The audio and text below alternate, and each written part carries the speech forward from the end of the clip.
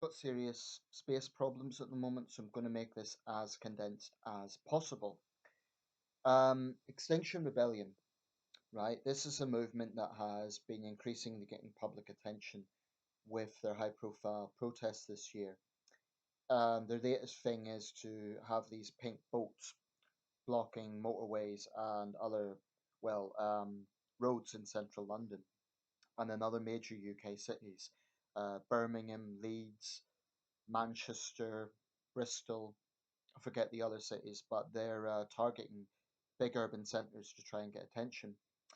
Um, I'm very critical of Extinction Rebellion, and just there's just a few points I want to make before this video runs out of time. Um, Number one, they have a totalitarian aspect.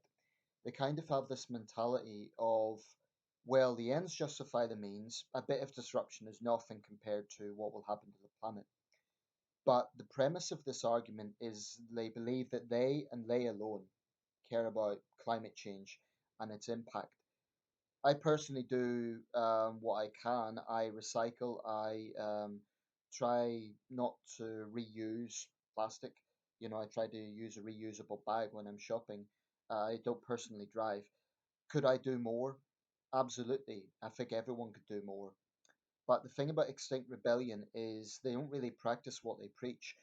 They're dictating to everyone else, and they have this very patronizing mindset that we're all ignorant. Roger Hallam, one of the co-founders of Extinct Rebellion, is on record as stating that the ends justify the means. So, in his opinion, and he's got a video on this where he's justifying the disruption. His mentality is basically anything, any sort of tactic is okay as long as it gets the forces the public to take responsibility. Um, these people believe they're a law unto themselves. And let's speak clear here. This is not a popular movement. We're talking at maybe a quarter of a million people going by their Facebook likes. Okay, let's allow for a few thousand more who don't use Facebook, but many people do nowadays. This is a country of 66 million. They do not have popular support. One of their arguments is, oh, what about the suffragette movement? What about the civil rights movement?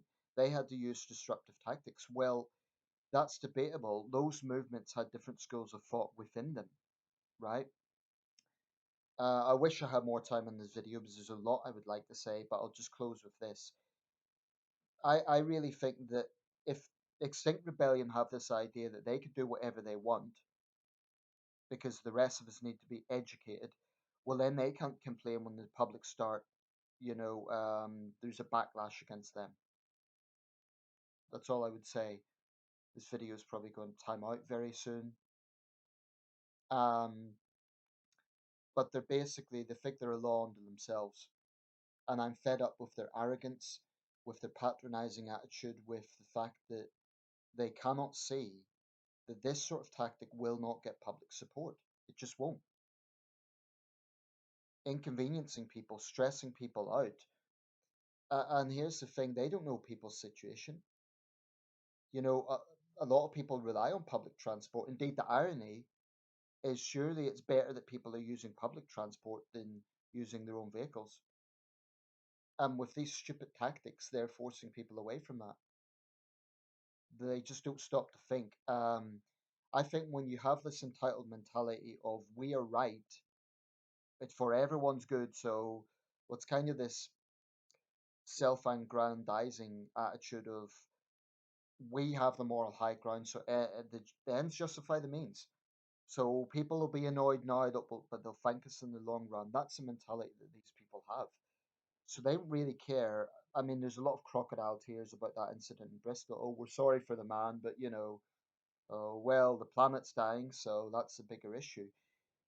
But the arrogance, they think that they're the only ones who care about climate change, and therefore only their tactics are the right tactics. And some of the demands that they're making are just unrealistic. Their mantra is, oh, well, governments don't care, so we have no other choice. Well, that's debatable. It's debatable that nothing is being done. It's debatable, very debatable, that the issue is being ignored, as they put it. Um, but this idea, they think they can just shut down bridges, close airports, cause as much disruption and stress as they possibly can, They really can't complain if the public then turn on them. I mean, my goodness, if a relative was dying and I missed that because of these people, I'd be furious. The issue here is not that people don't care about climate change, it's that they're taking issue with these sort of stupid tactics. These tactics will do nothing to stop human induced climate change. They'd be better engaging with governments, they'd be better peacefully protesting in a non destructive way. Now, people will say, oh, but this gets attention. But it's not good attention, it's negative attention. It isn't going to change a damn thing. You just have to look at Roger Hallam's video about disruption. This is a man who really does believe the ends justify the means. I mean, if you take that mentality, at what point do you cross over from blocking down roads to planting bombs? Think that's an exaggeration? What's to stop a splinter group breaking away, like more hardline, basically eco terrorists, thinking, oh, well, the ends justifies the means? Climate change could kill millions, therefore, any tactics right now will be justified.